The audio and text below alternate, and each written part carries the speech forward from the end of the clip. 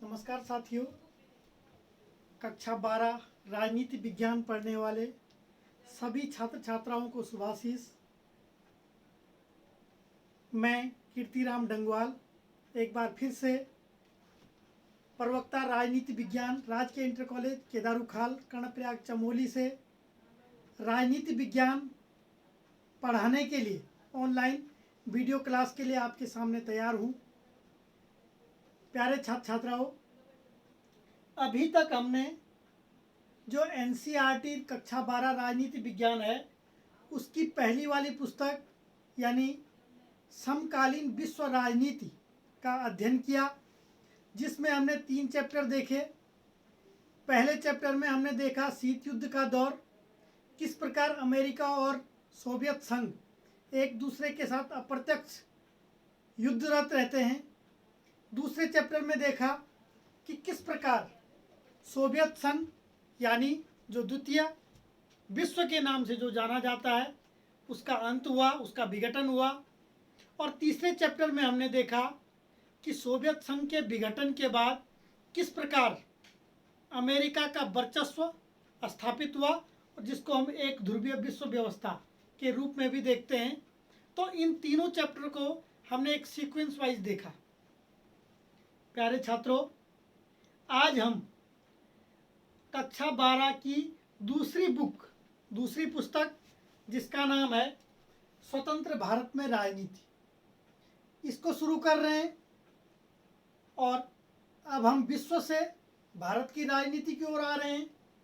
भारत की राजनीति में हम इस बुक में देखेंगे कि 1947 के बाद यानी भारत की आज़ादी के बाद और वर्तमान मोदी सरकार तक भारत की राजनीति में क्या क्या घटा, कौन कौन सी वो प्रमुख राजनीतिक घटनाएं रही जो भारत की राजनीति पर प्रभाव डालते हैं। भारत की राजनीति पर राजनीतिक दलों ने किस प्रकार प्रभाव डाला, इसको हम इस पुस्तक के माध्यम से देखेंगे। प्यारे छात्रों, इस स्वतंत्र भारत की राजनीति को शुरू करने से पहले मैं आपको बता देता हूं कि हम वीडियो के माध्यम से एक एक चैप्टर के 2 या 3 या 4 वीडियो जितने भी हो सकते हैं उनके माध्यम से हम इसको देखने का प्रयास करेंगे। तो आइए शुरू करते हैं। 1947 के बाद भारत की राजनीति काफ़ी इंटरेस्टिंग रहेगा, आपको भी आनंद आएगा कि भारत की राजनीति में आज़ादी के बाद और अब तक क्या क्या घटनाएं घटी, किस प्रकार किन किन तत्वों के माध्यम से भारत की राजनीति प्रभावित रही।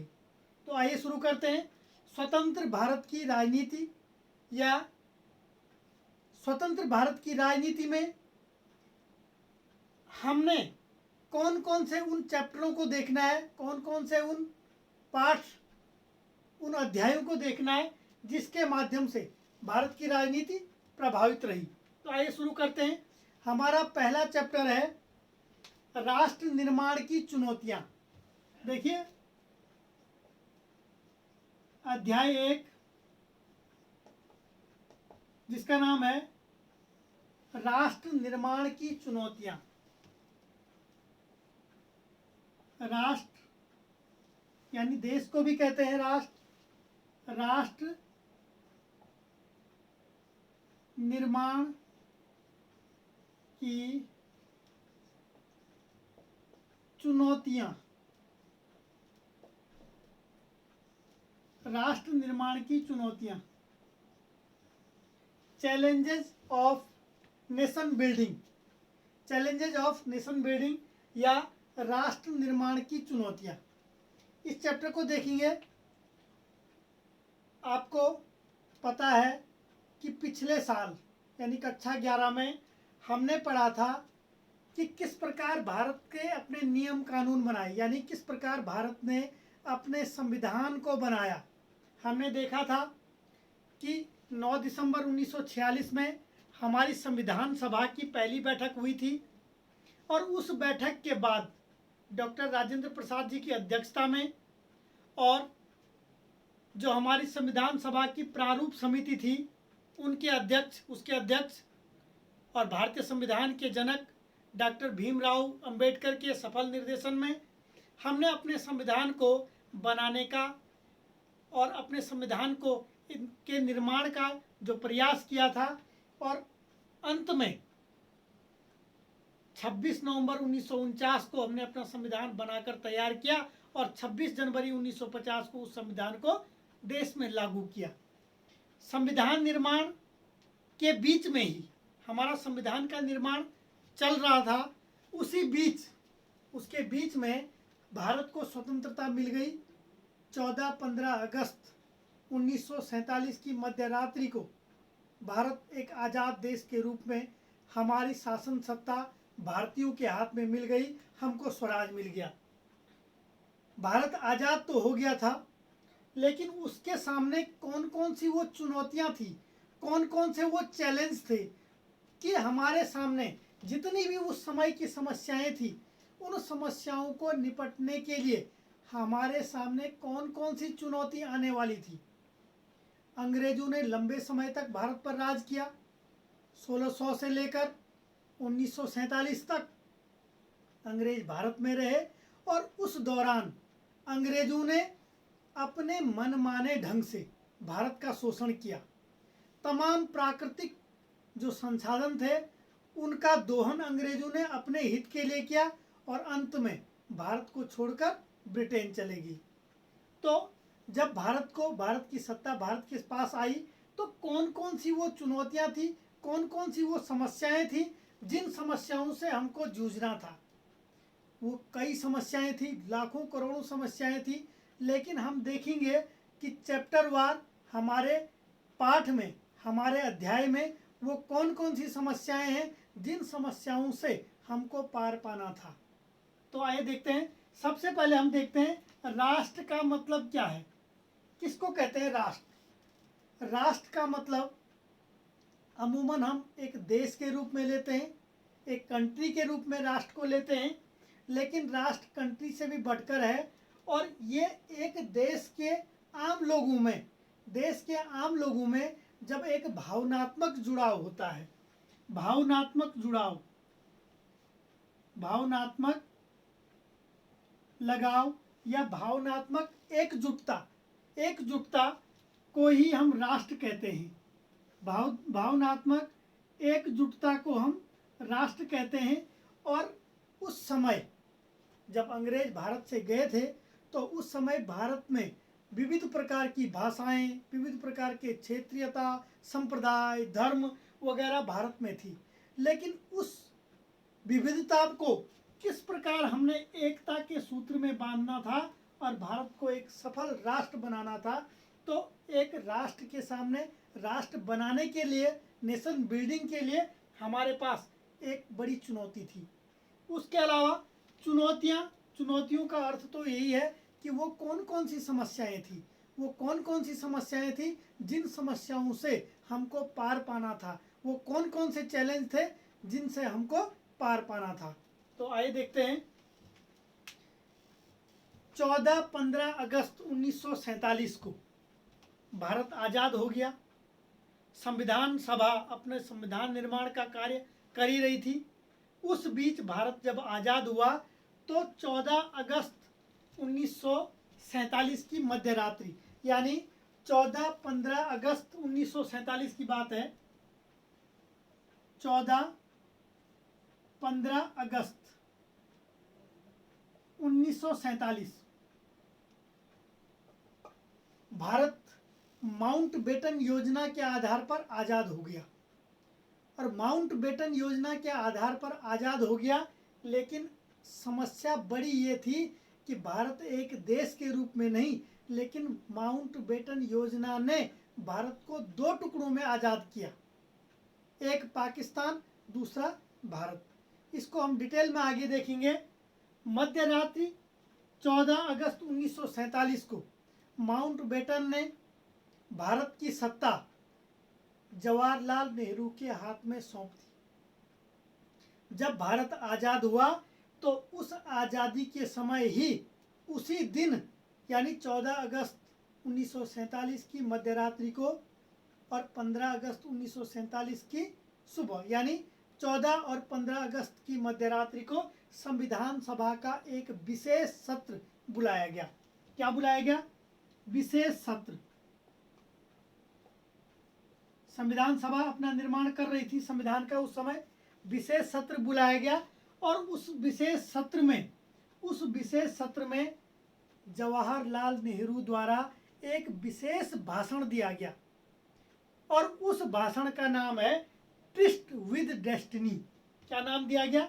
काफी महत्वपूर्ण है, इंपॉर्टेंट है, कई बार पूछा गया है कि ट्रिस्ट विद डेस्टिनी नामक भाषण किसके द्वारा दिया गया। तो उस भाषण का नाम था tourist with destiny. Tourist with destiny, या इसको कहते हैं भाग्य बधू से चिर प्रतीक्षित भेंट। भाग्य बधू से चिर प्रतीक्षित भेंट किसके द्वारा ये भाषण दिया गया? जवाहरलाल नेहरू। जवाहरलाल नेहरू द्वारा दिया गया। कहाँ पर दिया गया? संविधान सभा के विशेष सत्र में दिया गया। कब दिया गया? 14-15 अगस्त की मध्यरात्रि को। और उस भाषण का नाम ट्रिस्ट विद डेस्टिनी है या भाग्य बधू से चिर प्रतीक्षित भेंट है। उस प्रसिद्ध भाषण में जवाहरलाल नेहरू ने कहा कि सैकड़ों साल पहले हमने एक भारत की आज़ादी का सपना देखा था और उस सपने में हमने देखा था कि हम भारत को एक लोकतांत्रिक और एक कल्याणकारी राष्ट्र बनाएंगे। उस भाषण में जवाहरलाल नेहरू ने कहा कि आज वो सपना साकार हो रहा है। आज वो सपना साकार हो रहा है और हमको बड़ी खुशी है। हम उस भाग्य बधू से आज भेंट कर रहे हैं जिस भाग्य बधू का सपना हमने सैकड़ों वर्ष पहले देखा था। भारत को आज़ाद कराने के लिए विभिन्न वर्गों ने, विभिन्न धर्म के लोगों ने, विभिन्न समुदाय के लोगों ने और कमजोर वर्ग से लेकर आदिवासी वर्ग ने, सब ने भारत की आज़ादी में अपना सहयोग दिया। अब वो समय आ गया है कि हमको प्रत्येक वर्ग का, प्रत्येक व्यक्ति का हित तलाशना है और हमारे सामने अनेक चुनौतियां हैं। हमारे सामने अनेक चुनौतियां हैं। हमने उन चुनौतियों से पार पाना है। हमने उन चुनौतियों से पार पाना है और इन्हीं चुनौतियों के साथ भारत एक आज़ाद राष्ट्र बना, भारत एक संप्रभु राष्ट्र बना, भारत एक स्वतंत्र राष्ट्र बना। और इस ट्रिस्ट विद डेस्टिनी भाषण के साथ नए भारत की शुरुआत हुई और भारत एक आज़ाद देश के रूप में विश्व के पटल पे आया। अब हम देखते हैं कि भारत के सामने कौन कौन सी वो चुनौतियां थी। भारत के सामने कौन कौन सी वो चुनौतियां थी जिन चुनौतियों से भारत को पार पाना था, जिन चुनौतियों से भारत को पार पाना था। आइए देखते हैं उन चुनौतियों को। कौन कौन सी वो राष्ट्र निर्माण की प्रमुख चुनौतियां थी, कौन कौन सी राष्ट्र निर्माण की वो प्रमुख चुनौतियां थी। तो इन चुनौतियों में हम मुख्य रूप से 3 चुनौतियों की बात करेंगे। काफ़ी महत्वपूर्ण प्रश्न है, कई बार पूछा जाता है कि वो प्रमुख 3 चुनौतियां कौन कौन सी थी। तो 3 चुनौतियां कौन कौन सी थी? प्रमुख 3 चुनौतियां जो उस समय भारत के सामने थी। पहली चुनौती थी एकता अखंडता की चुनौती। एकता अखंडता, एकता अखंडता की चुनौती। और दूसरी चुनौती थी हमारे सामने, क्योंकि हमने संविधान के माध्यम से भारत को एक लोकतांत्रिक राष्ट्र बनाया था, तो दूसरी चुनौती थी हमारी लोकतंत्र स्थापित करने की चुनौती। लोकतंत्र स्थापित करने की चुनौती। लोकतंत्र को स्थापित करने की चुनौती। और जो तीसरी बड़ी समस्या थी हमारे सामने वो थी विकास की चुनौती। विकास की चुनौती कि किस प्रकार से हम एक भारत का डेवलपमेंट करेंगे, भारत को एक विकासशील देश कैसे बनाएंगे। तो आइए इन 3 चुनौतियों को संक्षिप्त रूप से देखते हैं। पहली जो चुनौती थी हमारी वो थी एकता और अखंडता की चुनौती। मैंने पहले भी बताया, भारत माउंटबेटन योजना के आधार पर आज़ाद हो गया, लेकिन आज़ाद होने के साथ साथ माउंटबेटन योजना के आधार पर ही भारत दो भागों में विभाजित हो गया, एक पाकिस्तान, दूसरा भारत। इस एकता अखंडता की चुनौती में हमारे सामने यही प्रमुख समस्याएं थी। यानी पहले समस्या तो थी हमारे पास जो विभाजन की थी, पहली समस्या हमारे सामने विभाजन की थी, और ये विभाजन भारत का द्विराष्ट्र सिद्धांत के आधार पर हुआ था, टू नेशन थ्योरी के आधार पर हुआ था। क्या था ये द्विराष्ट्र का सिद्धांत? देखिए, देखते हैं। द्विराष्ट्र सिद्धांत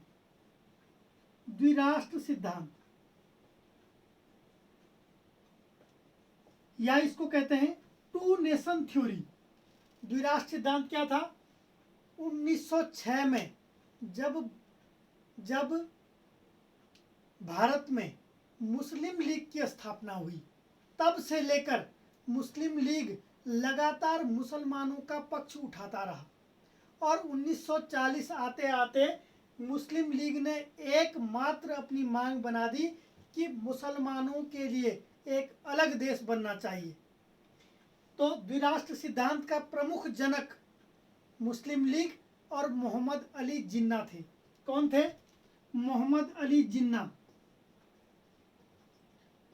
अली जिन्ना ये मुस्लिम लीग के प्रमुख नेता थे, और इनका ही प्रमुख रूप से द्विराष्ट्र का सिद्धांत था। द्विराष्ट्र सिद्धांत का अर्थ क्या था?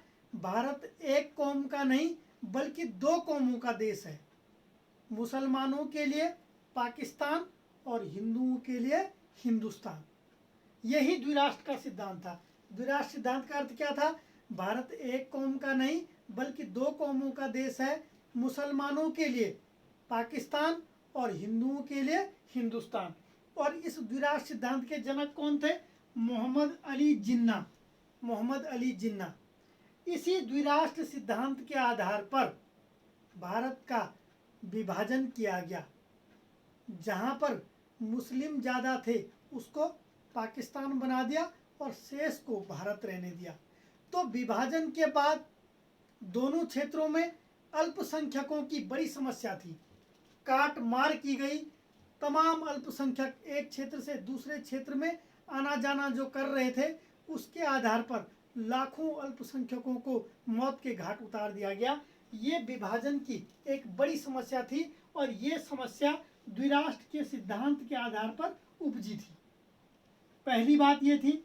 दूसरी, इस एकता अखंडता में ही थी जो रजवाड़ों की समस्या थी। रजवाड़ों की समस्या का मतलब है कि भारत में आज़ादी के समय लगभग 565 देसी रजवाड़े थे, जहाँ का शासक देसी राजा था, और ये राजा अपने राज्य को भारत में सम्मिलित नहीं करना चाहते थे। अधिकांश ने इंस्ट्रूमेंट ऑफ एक्सेशन के तहत कर भी दिया, लेकिन अधिकांश ने इससे कोताही बरती। तो इनको किस आधार पर भारत में शामिल किया जाए, ये भी एक बड़ी समस्या थी। हम आगे देखेंगे कि किस प्रकार सरदार वल्लभ भाई पटेल जी ने एक महत्वपूर्ण भूमिका निभाई कि देसी रजवाड़ों को भारत में विलय किया गया। तीसरी, इसी एकता अखंडता में तीसरी समस्या क्या थी? जिसके तहत हमको राज्यों का पुनर्गठन, यानी राज्य पुनर्गठन कैसे किया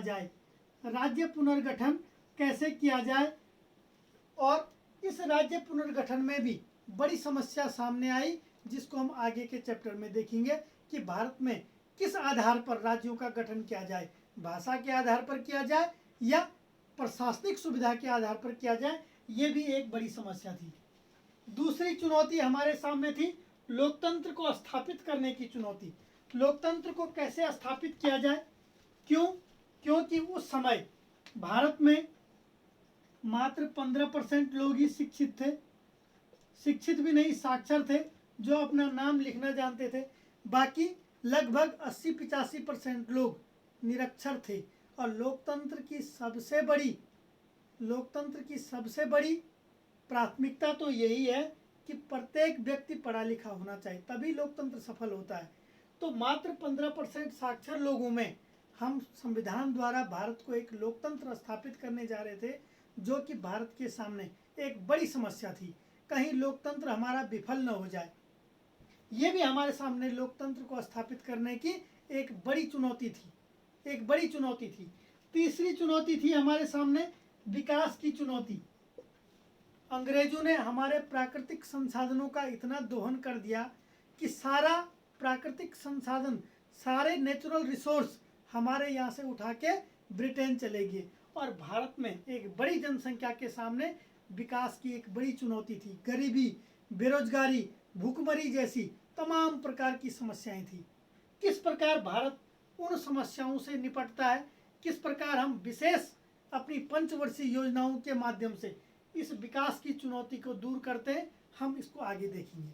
तो मुख्य रूप से आज़ादी के समय हमारे सामने 3 चुनौतियां थी। एकता अखंडता की चुनौती, लोकतंत्र स्थापित करने की चुनौती और विकास की चुनौती। इन तीनों चुनौतियों को अनेक कवियों के माध्यम से, अनेक लेखकों ने अपने माध्यम से समाज के सामने रखा। अनेक कवियों ने अपने कविताओं के माध्यम से इन चुनौतियों को बढ़ चढ़कर पूरी जनता के सामने रखा। उन्हीं कवियों में प्रमुख रूप से थे, एक कवि थे फैज अहमद